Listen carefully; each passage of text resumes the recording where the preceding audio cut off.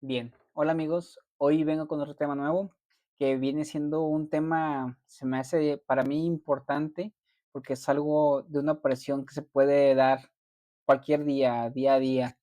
Entonces, es la venta de vehículos usados. ¿Qué tratamiento tiene en el tema fiscal? Si debo de pagar impuestos, no debo de pagar impuestos y qué impuestos se tienen que pagar por la venta de un auto usado. Si solo tengo ingresos por sueldos y salarios, o sea, es decir, si solo tengo, un patrón, ¿va?, que me esté pagando mi sueldo, mi salario semana a semana, quincena a quincena, y vendo mi auto usado, ¿debo de pagar impuestos? Bueno, la ley de ISR menciona en el artículo 93, fracción 19, que no se debe de pagar impuestos derivados de la enajenación de bienes muebles cuando en un año calendario la diferencia entre el total de las enajenaciones y el costo comprobado de la adquisición de los bienes enajenados no excede 3 veces el salario mínimo general elevado al año. ¿Qué quiere decir esto? Esto quiere decir que si yo no me dedico a la venta de vehículos usados, simplemente tengo mi vehículo y lo vendí, entonces yo al no tener otra actividad, otra fuente de ingresos aparte de mi salario, y este es un ingreso extraordinario, debo de hacer un cálculo entre la diferencia de lo que me costó mi vehículo y el precio de lo que estoy vendiendo. Si yo tengo mi vehículo que yo lo compré en 300,000 pesos y luego lo estoy vendiendo en 250,000 pesos, la diferencia es negativa porque estoy teniendo una pérdida en base a esa diferencia de valores. Entonces, no debería de pagar impuestos. Por el contrario, dice la ley que si llego a tener una utilidad por la venta de ese vehículo, que en un ejemplo, si yo lo compré en 200,000 y lo estoy vendiendo en 250,000 pesos, que es muy raro que pase eso, siempre se vende en precio menor, esa diferencia o esa utilidad que llego a tener por la venta del vehículo también será exenta de impuesto del ISR, siempre y cuando no exceda 3 veces el salario mínimo general, o en este caso, la UMA, porque ya no se usa el salario mínimo general, sino ya es la UMA, aunque la ley siga marcando que es el salario mínimo general. Ahorita, como quiera, vamos a ver un ejemplo para que les quede un poquito más claro este punto. Muy bien, la enajenación de vehículos usados sin aplicación de la disminución del 20% anual ni actualización. ¿Eso qué quiere decir? Cuando nosotros compramos un, un activo fijo, un vehículo, y lo usamos como activo fijo, el vehículo contablemente y fiscalmente se tiene que depreciar un 20% anual. Entonces, si a mí me costó 200,000 pesos el carro, yo en el año le tengo que quitar el 20% de ese valor, que son 40,000 pesos, ¿sí? Y para la venta de ese activo, imaginemos que yo lo compré el día 1 de enero del 2023.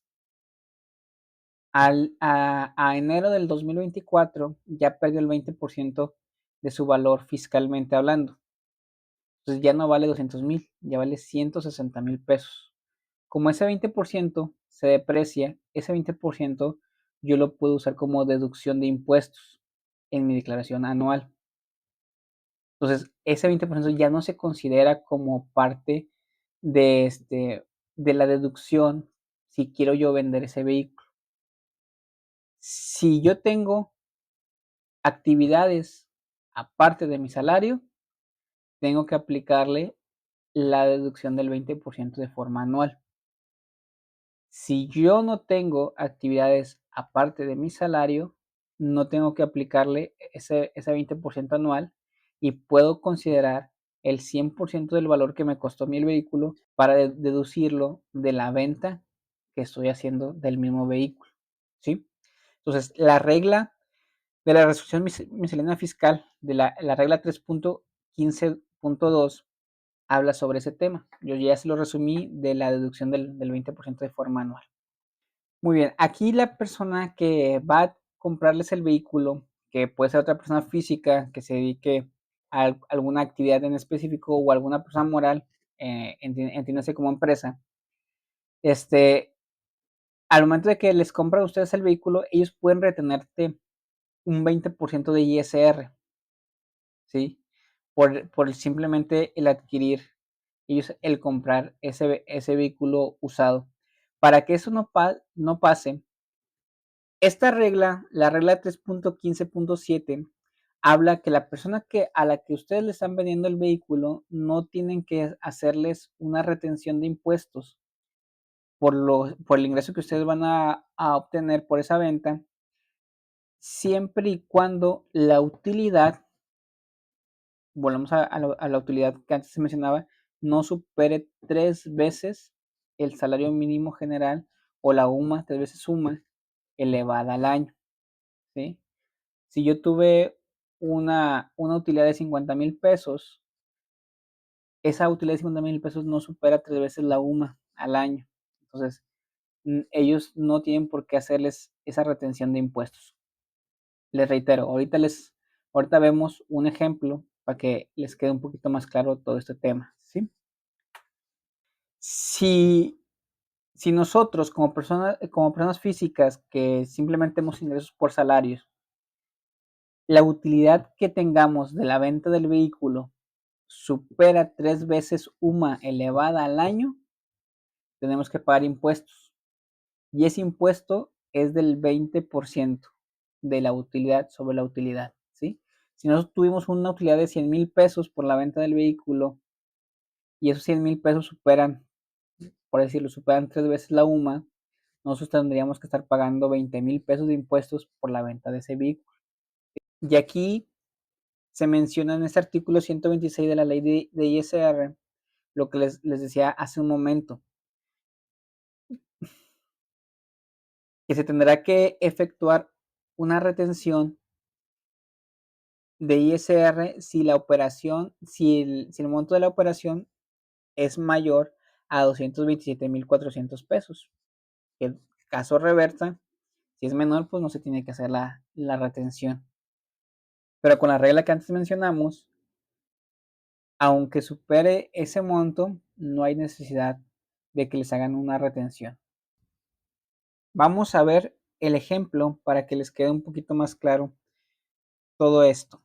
Vamos a ver este ejemplo rápidamente. Aquí es donde yo les mencionaba el valor de la UMA. El valor de la UMA tiene un valor de 108.57 pesos hoy, 2024, ¿sí?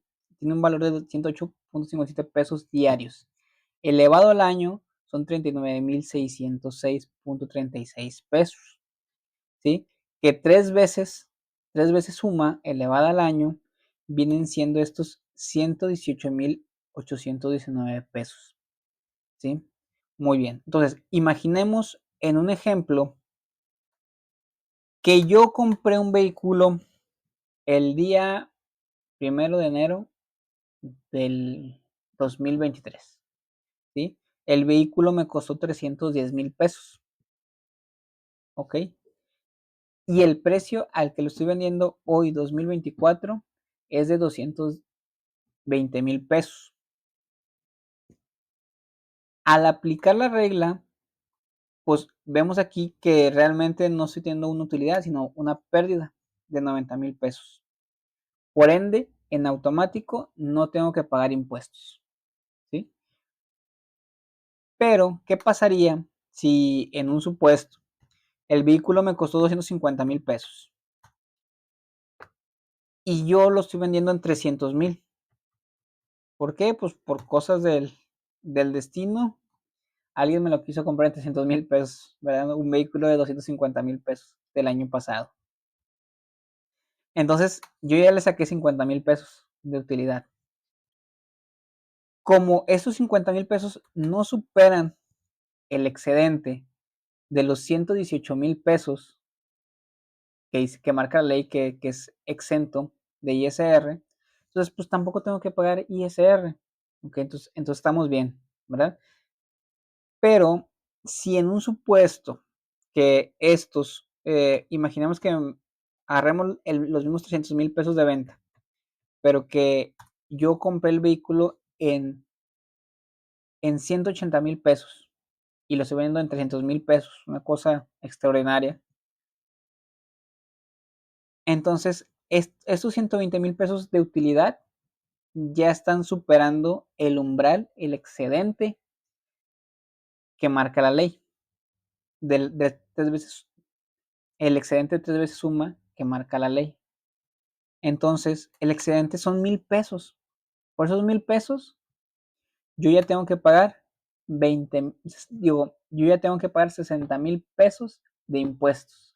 ¿Por qué? Porque el 20% que se mencionaba anteriormente, que se tenía que pagar sobre el valor del precio de venta, ¿sí? Entonces, estos 60,000 pesos son provisionales.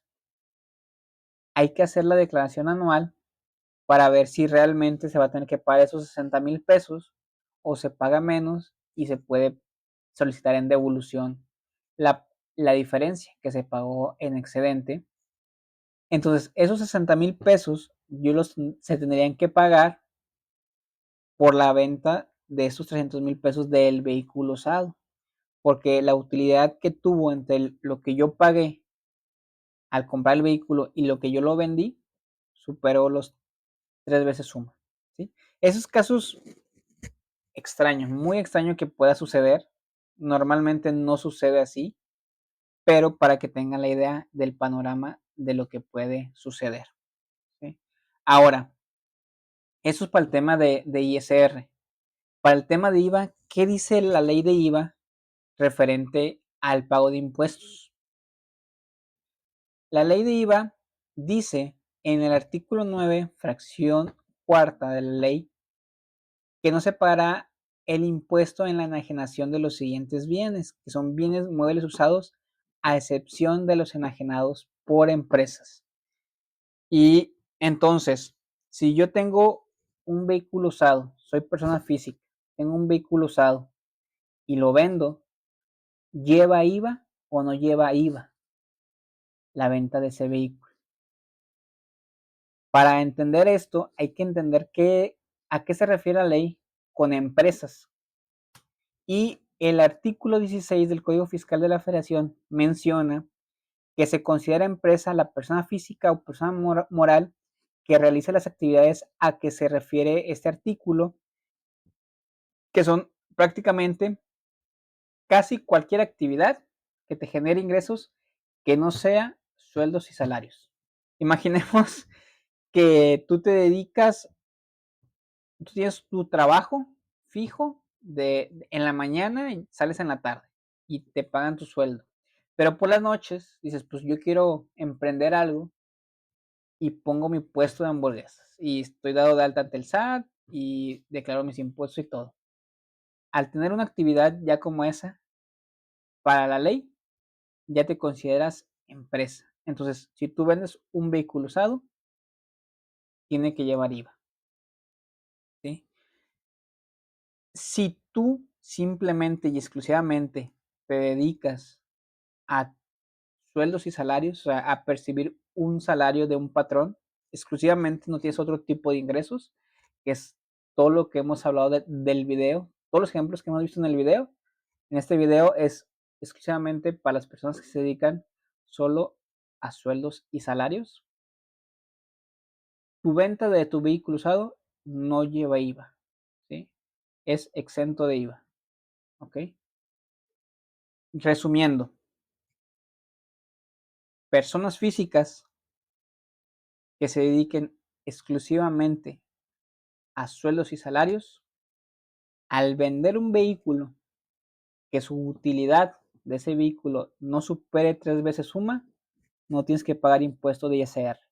Superando 3 veces UMA, tienes que pagar el 20% de la venta del vehículo, no de la utilidad, de la venta del vehículo, ¿sí? Y en el tema de IVA, la venta del vehículo es exenta de IVA, o sea, no lleva IVA siempre y cuando seas una persona física con actividades, sueldos y salarios, ¿sí? Espero les haya servido este video de utilidad. Posteriormente, tal vez subiremos otro video donde explicaremos la venta de los vehículos usados, pero ya con personas físicas que tengan alguna otra actividad y ya veremos ahí algunos ejemplos para que se den una idea de cómo se tiene que tratar. Y nos vemos hasta un próximo video. Hasta luego.